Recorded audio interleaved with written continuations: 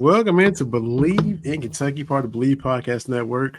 Alongside Aaron Gershaw for the Cats Pause. My name is Vinny Hardy, and AG, we got a big time guest. It's been a minute since we had a guest, and we more than make up for it tonight with the voice of the Cats, two-time author, Kentucky Sports Hall of Fame inductee in 2023, Tom Leach himself, friend of the podcast. Tom, man, thanks for coming back on and talking UK with us. It is a fun time of year to be talking about all this. I love March Madness, and I'm excited about, like, Sunday. There'll be a couple of bids games to watch, so it's a good time of year. Yeah. Listen to your show.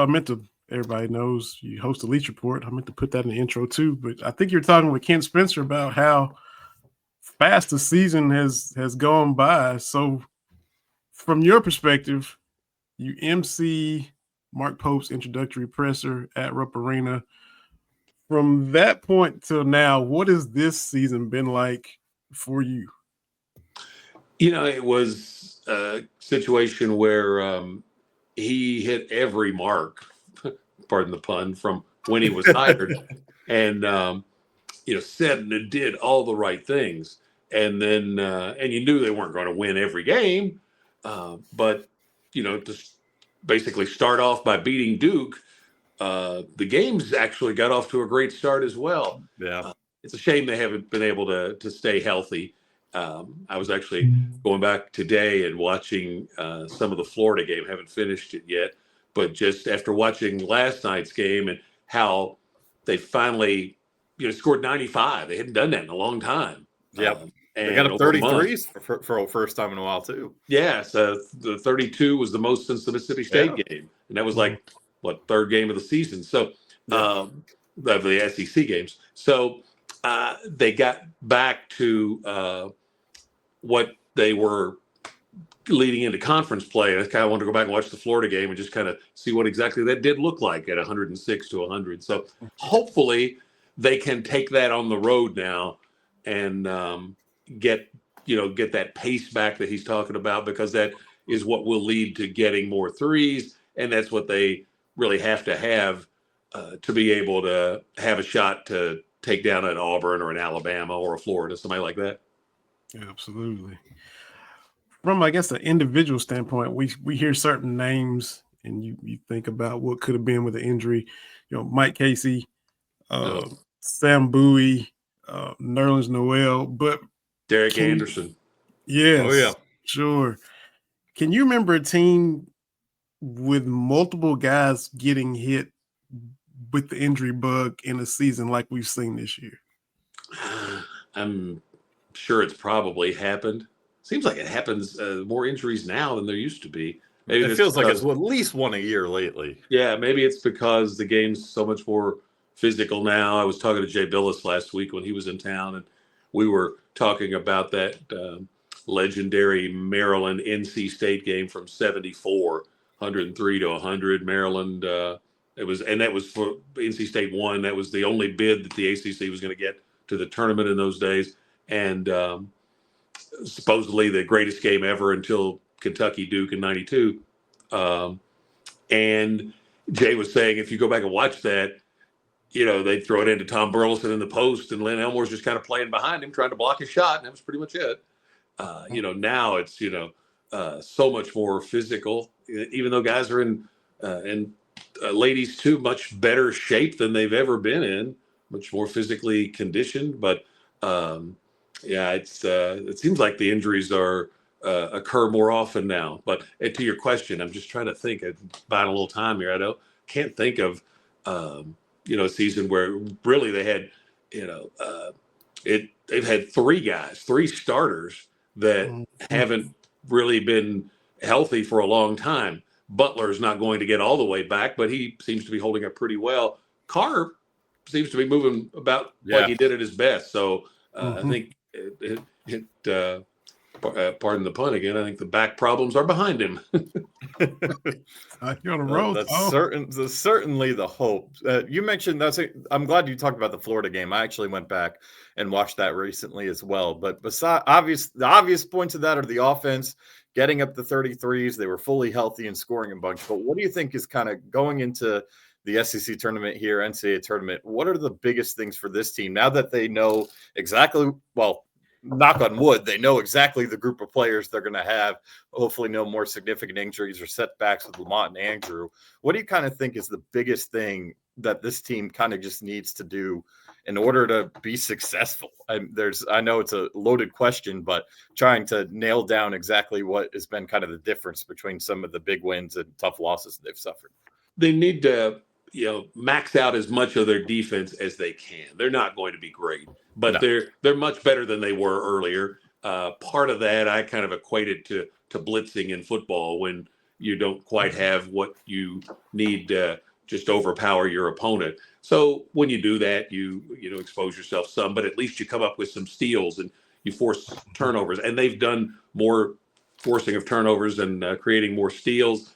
But when they don't do that, teams have shot a high percentage. So the point being is they've gotten better, and they need to continue to, incrementally improve that. But the pace on the offensive side, they've got to max out the offense. And they had slipped in that area with, going through different point guards. I want to go back and track a stat actually before this weekend. I'll look this up tomorrow. But how many assists have they averaged when Lamont Butler's been the point guard? And how far does that drop when he doesn't?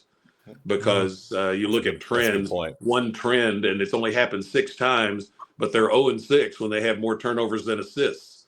That's a good stat right there. That's a pretty simple one to say that, moving the ball better, and it's where the pace gets the transition, passing the ball ahead, getting more cuts. All of that leads to higher assist totals and more points, and that's when they're at their best. And so they've got to do as good a job as they can of maxing that part of their game out. Hopefully have that little, incremental improvement that continues defensively. Watching that Florida game, I'm thinking, Chinyalu killed him, but Amari Williams is so much better now. So much, no question. Was encouraged by Colin Chandler. If he can take that on the road and he's had a couple of good games recently, last night being the best one, both at Rupp Arena.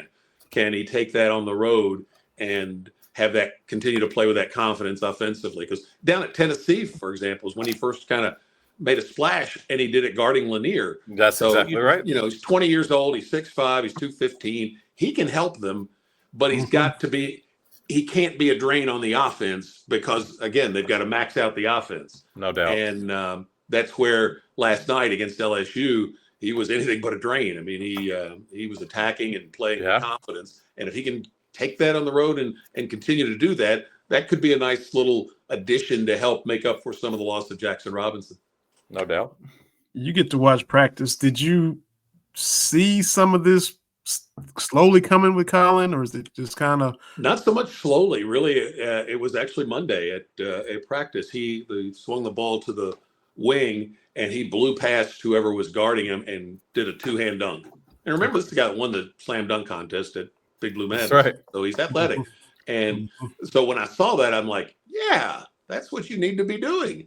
And Mark Fox congratulated and praised him for doing it.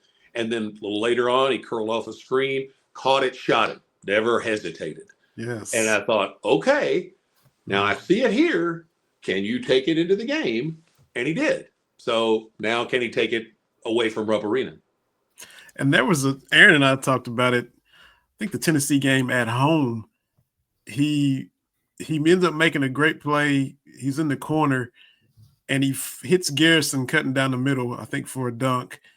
But I still think he had a shot and passed on the shot, and then it worked out that he still was able to drop a dime.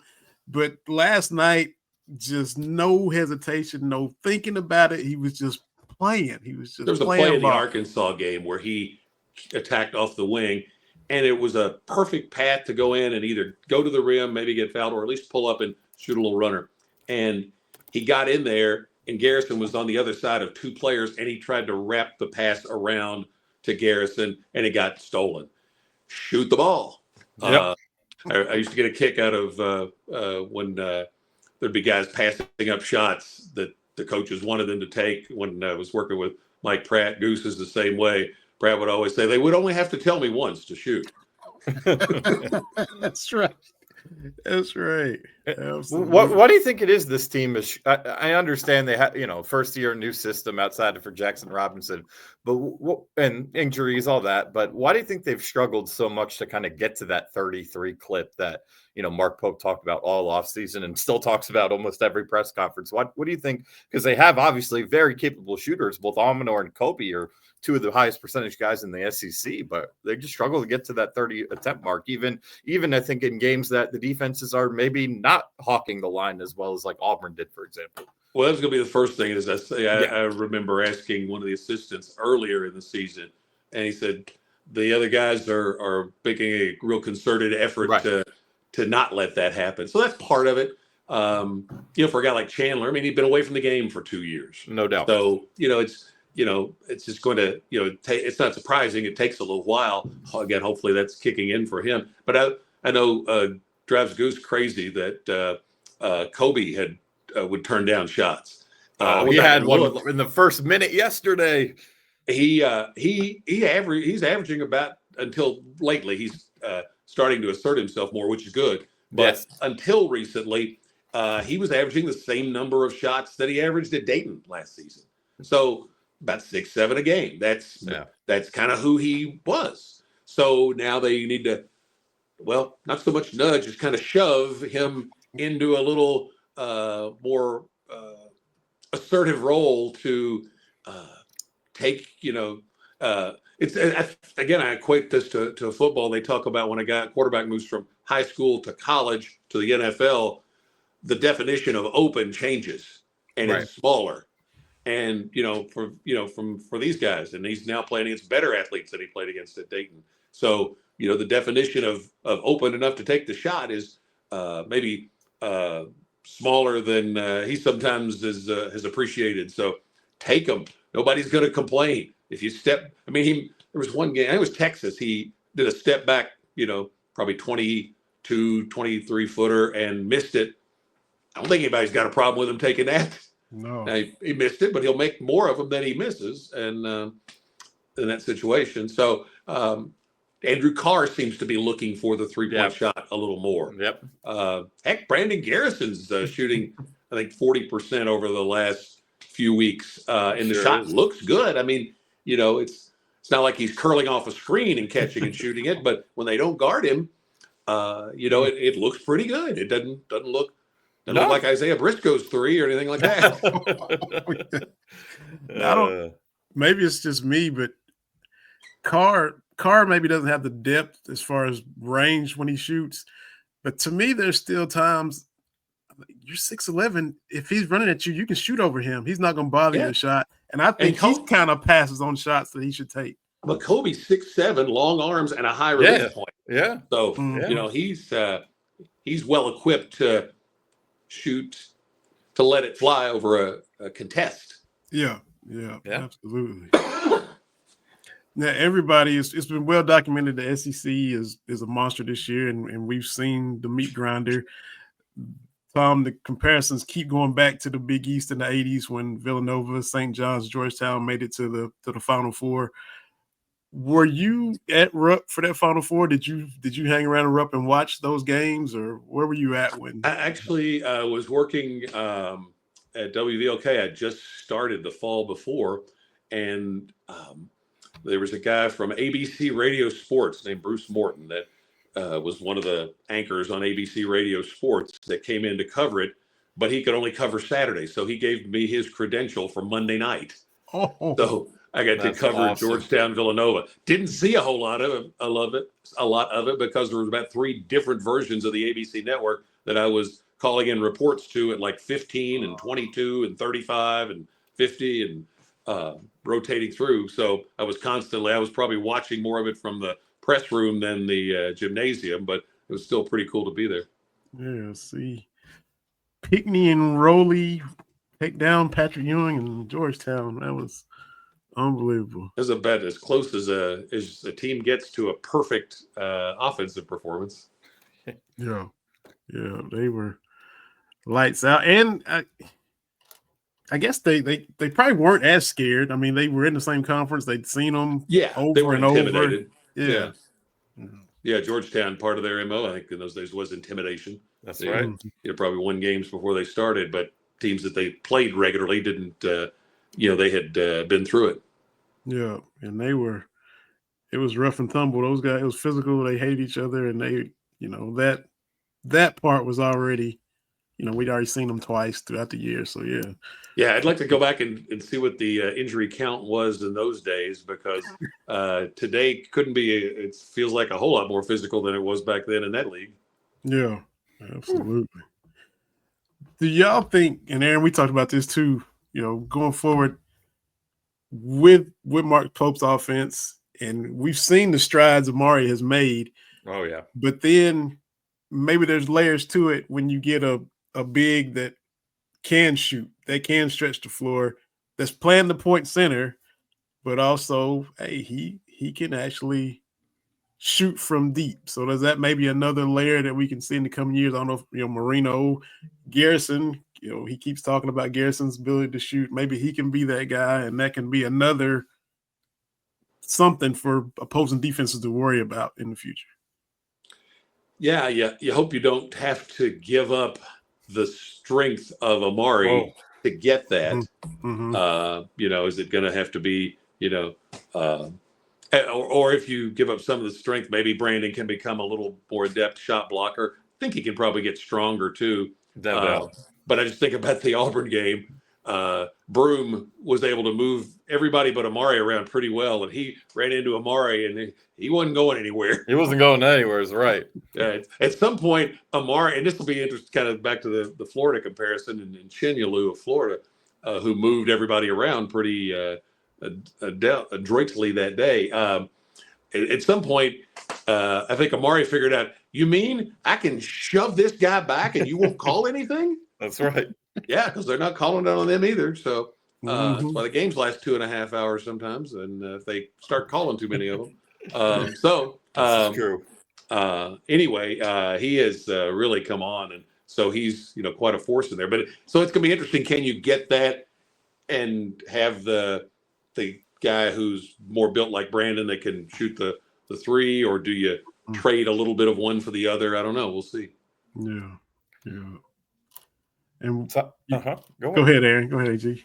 No, go for it. Mine's more of a big picture. Go for it. Well, you mentioned the length of the games, Tom, 2.5 hours, and all these reviews and how it's getting out of hand. Mark Pope continues to be an advocate for that 40-game season. So would you want 40 games on your broadcast schedule? Would you want an additional 9 games to have to call in the college basketball season, or do you like it where it is? Well, 2 things. One, would get to call, not have to call. And part of that is paid by the game. There it is. So would you? It wouldn't matter if it was. Amen to 40. Amen to 40. Just don't play them on the same. Just don't play them the same time they're playing football. There you go. Right. That's what I was like. Do you want the 9 tacked on to the end of the season? You don't want it.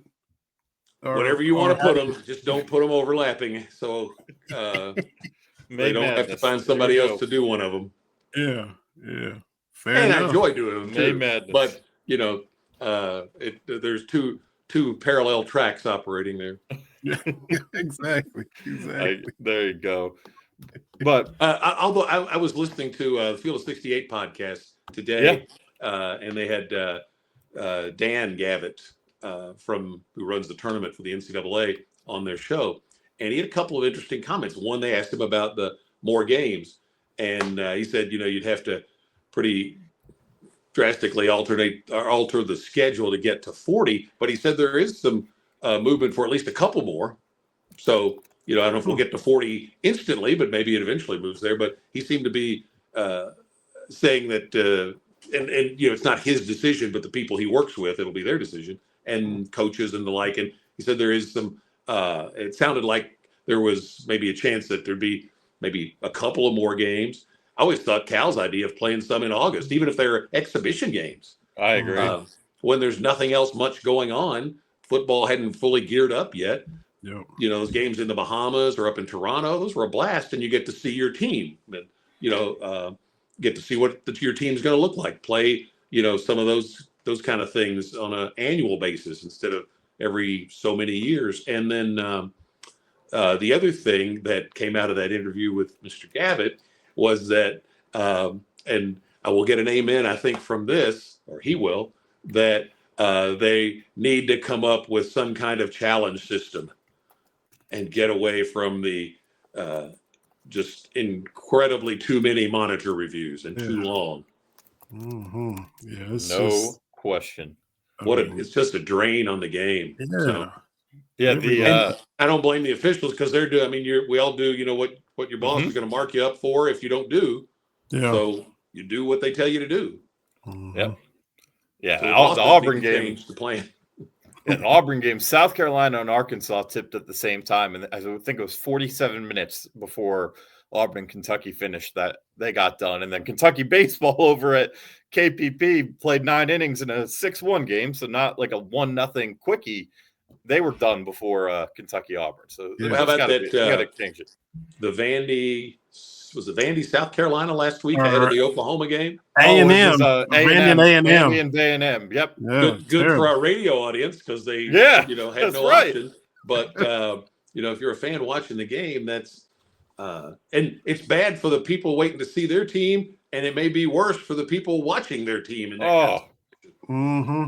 Yeah, terrible. the worst of all worlds for sure. Terrible. For sure. Go ahead, AJ. I know you have some more.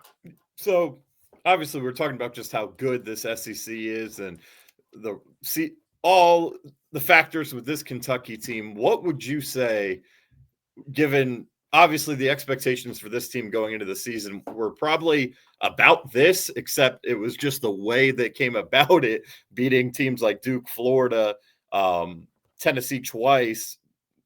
Those weren't necessarily expected, but this record is probably on par. So now, given everything we know about this team with the SEC and NCAA tournaments approaching, what would you deem a successful year one finish for Mark Pope here? Obviously, it's going to be really tough in both of these tournaments, especially without Jackson Robinson. But obviously, there's still going to be, this fan base is desperate for at least a taste of some postseason success here. I've always thought that Sweet 16 in the first year, putting together a team in a month, and you didn't have any carryover. So I've always thought that if you get to the second weekend, like you hadn't been there in a while, that's right. Get there and then see what it is. Because the thing is, we can all kind of have our ideas. Well, their max is the Sweet 16, or their max is the Elite 8, or they could get to a Final Four, or whatever. The thing in that tournament is once you get there, who knows what situation you've got. Maybe you're a 4 seed and all of a sudden you're not playing the 1 anymore. I mean, I think back to the year Kentucky ended up in the Sweet 16 as the highest surviving seed in the South Regional in 2018. They didn't do anything with it, unfortunately, but that kind of thing can happen. So if you can get to that second weekend and then see where you are, I kind of think you're playing on house money at that point. And it's if it falls short of that, it's a disappointment, I think, for fans. But you have to temper it with what they've lost, because I think Creasa I think this team was put together because it had to happen in a short window. Was put together guys with very specific roles, and so if you take 1 or 2 pieces, it's hadn't been like Jenga, but if you take out 1 or 2 pieces, then that's part of not having the whole plan in place. And Creasa was the guy that was going to give them energy off the bench, and did early. He wasn't going to be 30 minutes a game, but he was going to be the guy would come in and pick up the pace, get them moving. He had he had high assist totals. So then they had to, reconfigure after that. And then now they've lost Jackson. And, along the way, didn't have Butler for stretches. Carr, even if he was in the game, wasn't himself until recently. Mm-hmm. So, you factor all that in, and, I think they've done well to do where they are, especially to consider the people that they've beaten.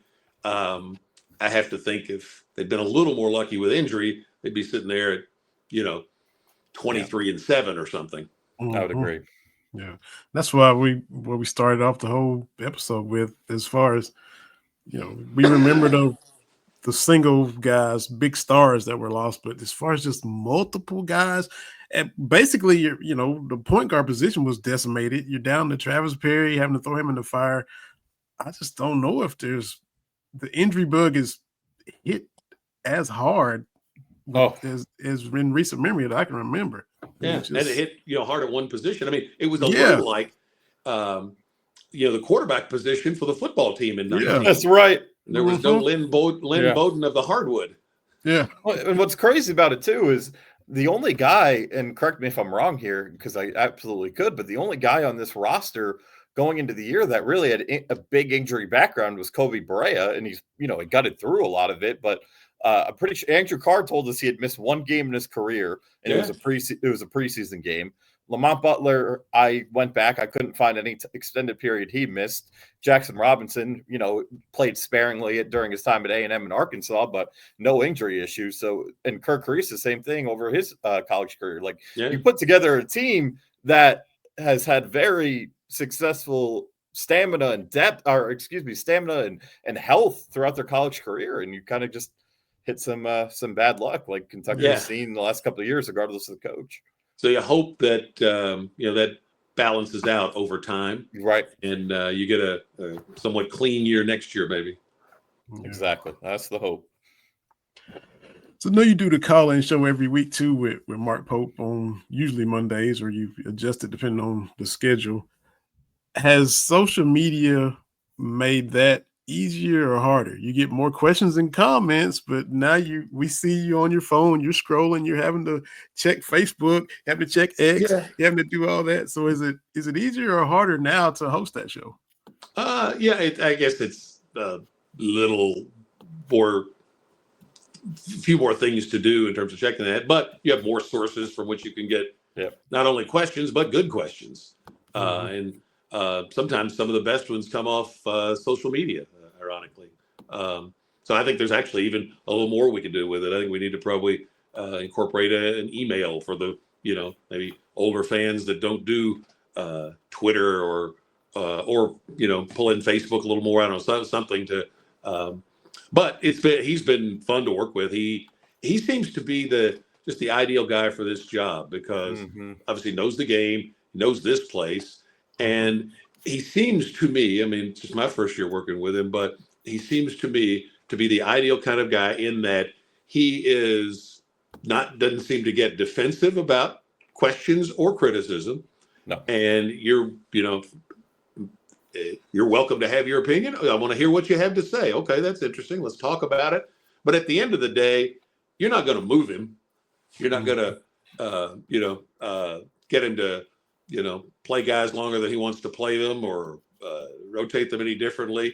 He and his staff have put a good bit of time in to come up with the plan and put the players together, and they see them every day. So, but he handles that. He doesn't, present it in that way that, it's my way and you don't know what you're talking about. It's like, okay, let's talk about it. Okay. And I just say it's been fun. Hopefully it stays that way. But I tend to think it will. It seems to be his nature. But it's I think the fans have really enjoyed it because Kentucky fans love to talk basketball, and he enjoys talking basketball with them.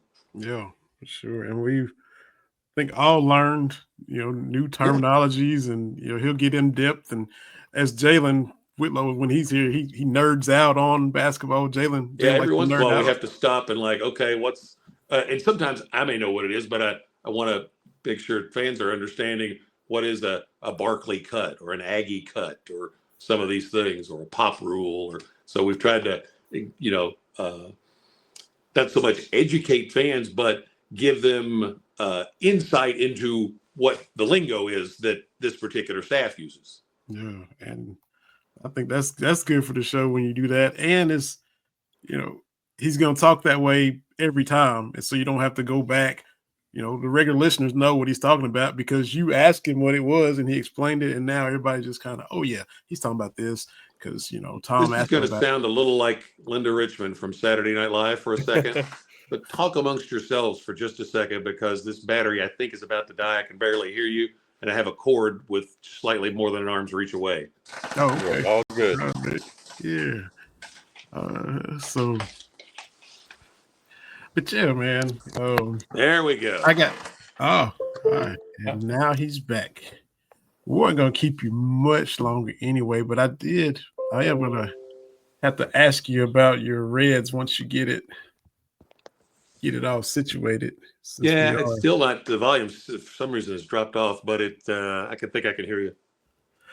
I was just going to ask you a quick one about your Reds. We are getting close to baseball time, and most of our home state is Reds country. I rebelled. I'm a Braves fan. I'm a Dale Murphy TBS kid, and got some Cardinals fans out in the western part of the state, as we all know. But your Reds were 77-85 last year. You bring in Terry Francona. And this is a broad answer. I know it can go any way, but how many wins do you think he will be responsible for just by him being hired alone that, you may not have gotten without him being on the bench? Boy, I don't know what number to put that on. The first number popped into my head was 20. More. That's pretty darn good. Maybe too many, but he's really good. I talked to Marty at some point, and Marty's a huge fan. They've been friends for a while. He's won every place he's been, and everybody raves about him. I mean, Pick on doing football with him. He worked on the Reds coverage for a couple of decades, and I know he's very bullish on it. And they got one of the most exciting young players in the game in L.A. De La Cruz. So optimistic that better days are coming, and hopefully the sooner the better. Yeah, I always go back and watch the I think it's that 4 nights in October, 30 for 30, where they beat the Yankees. Sorry, Aaron, where they came. Really? They came from 3-0 down and beat the Yankees, and you just watch Tito during all that.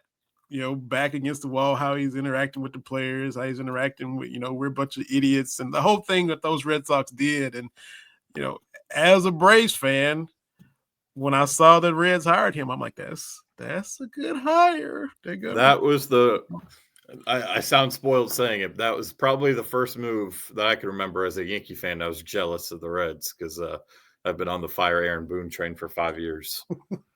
Yeah, the Reds and the Bengals have both kind of, I think, been a little more bold with their decisions, and that's welcome. Yeah, absolutely. Do you have your MLB stadium picked out for this year, Tom? You just kind of I think we're actually going to Tampa. The reason is my buddy and I could never work up a whole lot of enthusiasm to go to that stadium where the Rays play, but they're playing where the Yankees play spring training because of the storms. And so it's right there next to the football stadium where they play the Outback Bowl. And I've seen it. So I think that's kind of how we're going to work Tampa into the rotation that's more appealing than the old place.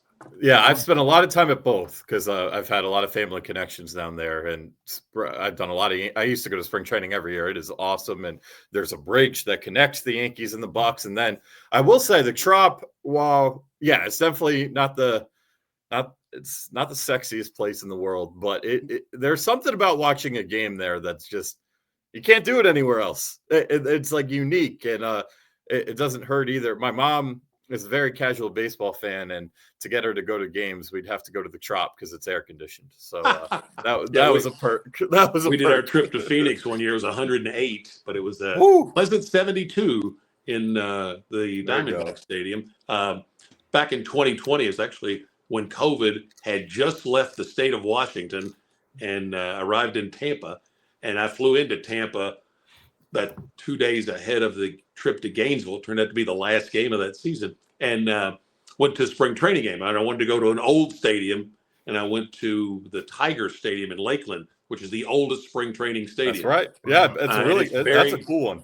It is, and it was down think of how Churchill Downs is, where it's down buried in a neighborhood. So it was a cool experience. It was a more modern stadium, but old setting. And there was a front coming through, and the wind was blowing out. And if it went up, it went out. Yep. And I left in the 7th, and it was 15-12. And it was Garrett Cole's first game with the Yankees. How's that? He gave up 6 home runs in 3 innings. I remember panicking over that start. It was just the wind. You know what's crazy is I had the exact. I went to a Yankees Tigers game at that in Lakeland. I had the same exact opposite. I know Masahiro Tanaka and Jordan Montgomery were 2 of the pitchers, but the Yankees had 3 pitchers combined, and Jason Shreve, who definitely with the Cardinals spent time there, but they threw a combined no-hitter. So I had the exact opposite experience in Lakeland. Yeah, it's if you go to a game, you want to see something like, especially a spring training game, 15-12. That's the only spring training game we stayed 9 innings. I'll put it that way. But you got it. It's a no-hitter. Yeah. Well, good stuff, man. Tom, appreciate you stopping by and talking some cats with us and a little baseball and have one more good call in the season finale in Como, and it'll be March Madness from here on out, man. So yeah, I can't wait. I love that time of year. Just when we're on the road, I'm sure it's a way for Aaron when you're on the road covering them. It's so just fun. sitting around the hotel or the bar at the hotel watching games. Yeah. Love it. It's just the best. And let it last more than a day this year, please. Yes. Mm-hmm. I mean, there's, as we said before, there's economic reasons to root for that. Yeah. But just more so being a basketball fan, it's just such a bummer to have the rug pulled out from under us really the last few years. Yeah. It really is. I know the second weekend is reasonable, but I'll take one win this year, and then we can build on that. Yes, I know. We've only had one 5-day trip the last couple of years, which was Greensboro. So let's let's extend that a little bit. That's right. Yes, it would be nice to get that second weekend, and keep hope alive a little longer. That's right. No question. The longer it's going back to where we talked about earlier, as long as you can stay in it, you never know what might fall into your lap. Amen to that. Amen to that, Tom. And we thank you again so much, sir. And happy to help. Absolutely, Appreciate man. You. Yes, sir. Thank you so much, everybody. The voice of the Cats, Tom Leach, here on Believe in Kentucky. Appreciate it. And we'll listen to you again in the morning, sir. Sounds good. Thanks, guys. Appreciate you. So appreciate Tom hopping on and chopping it up with us. And you're a frequent guest on the Leach Report as well. So always good to hear you on there with Tom too. So absolutely. Always enjoy it. So we got to backtrack. We didn't have an episode last week, so I'm just going to ask you. I could have asked Tom this too. You went to Norman. You went to Austin. Yep. If you're an Oklahoma fan and you see Texas at the Moody Center, do you think Oklahoma's like, hey, we got to upgrade our stuff here? Yeah, I think, let's be honest, though, just about every team in the country could say that. I mean, the Moody Center's unbelievable, man. Like, it is almost, they host a lot of, it's Austin, and one of the music capitals of the country, right? So they host a lot of concerts there. That's kind of the whole deal with all the screens around the arena. But it's just, it's I don't even know what to say. It's like it kind of reminds me of when Jerry World first went up, right? Where it was kind of the first of its kind. Mm-hmm. And I kind of think that's similar with the Moody Center. It was a phenomenal experience. The communication staff was great. The food that they laid out for us was great. I can't say enough good things about Moody Center. But yeah, Oklahoma, definitely different. But it had, it's a 1970s gym, and there's a nostalgia about it. And look, they're not historically, I don't know, even like that next tier of the SEC, like Florida, Arkansas, with some of the tradition and history. But Blake Griffin, Buddy Hield, there's some pretty good players that have come through there throughout the years. Yeah, And, yeah. I'll tell you what, Kentucky fans showed up and showed out, man, in Norman, Oklahoma, of all places. It ends up being probably 60-40 in terms of Oklahoma fans. But when they first opened the gates an hour before tip, it was just a sea of blue. It was crazy. And it's like, I mean, this is Norman, Oklahoma. This ain't Knoxville. This ain't Nashville, even Atlanta, like Indy. It's Norman, Oklahoma. So it was really cool. And obviously that game, aside from the Jackson Robinson injury, just the way it transpired with Otega Oweh, it was very similar to DJ Wagner coming back to Rupp, where every time Otega touched the ball, it was just a chorus of boos, and they were letting him have it. They were calling him a traitor. And then as he kept just kicking ass, they'd stop booing because they didn't want to fire him up even more. And you could see Otega feed off of it. So that was an incredible win, incredible game. A fun trip. I mean, Norman's a cool little town, really pretty campus, and glad I was able to make the trip out there. And but to go back to your original question, yeah, they're probably envious of the Moody Center. I think just about every team aside from like Auburn, Kentucky, Kansas, and Duke, and a handful of others are probably envious of the Moody Center. And I would think, especially with them, Texas is your most hated rival, and then there they are with that. And so that I know Texas got a win last night, and we'll see if they sneak into the tournament. But whoever the next, if Rodney Terry doesn't get retained, the next head coach there has got a lot of work with that building and their facilities alone. And we all know the money that the University of Texas will pour into things. Absolutely, man. I see you got all the bourbons back behind you. This is my fiance's parents' house. So this is my future father-in-law's setup back there. He's got everything. He's got a real good setup here. So no, this is definitely not my setup. I can't take credit for it. So nice little backdrop tonight. Hey, no doubt. And we got to, I'm a bourbon guy. I'm from Kentucky. How can I not be? Yeah. And you got the Club Blue, got their own bourbon now, had it out for a while. So hey, they know how to market as well. So they sure do. They sure do. They have a beer, I think, too. They're all over. But yeah. Well, good stuff, man. So safe travels to Como and then to Nashville, and the season has flown by. And it's crazy. Here we go. Crazy, man. That's already over. And Florida just beat Alabama at Alabama. They're a wagon, man. I missed it. I had to. Yeah. This SEC is and Oklahoma's actually punishing Missouri right now. So that's wow. It just doesn't. This league is something else, man. And we saw Texas beat Mississippi State last night. Georgia's won 3 in a row and beat Florida. It should be the most look at the SEC tournament. As much as I didn't like Cal making it public, I always kind of agreed with the sentiment. If you're locked in, it's not the end all be all, right? It's more for the fans. But this year is going to be like, if you win that tournament, that's something to really be proud of, because this league is there's nothing like it. You might get if Oklahoma wins tonight and Texas gets one more, Georgia gets one more between Nashville and their regular season finale, and Arkansas doesn't go 0-2 in their next. I think Arkansas is probably in. Like you're gonna have a 14 bid league, 14, and that. Yeah, and I think we could rule out South Carolina or LSU winning the SEC tournament, but 50, you're going to get 14. It's crazy. And Auburn was trying to win last night. I know they didn't have Denver Jones, but I was wondering once they, locked it up with Tennessee beating Alabama, I'm like, is Bruce going to rest guys? Is he going to try to keep going? They fought like hell. Yeah, they did. And then, Auburn plays Alabama this weekend, and so both of them. They're gonna want to win for momentum's sake, and it's a big rivalry. And it's a joke that College Game Day is not going there. They're gonna fight like heck. I fully expect it. And A&M going into that game, I think they had lost 4 in a row.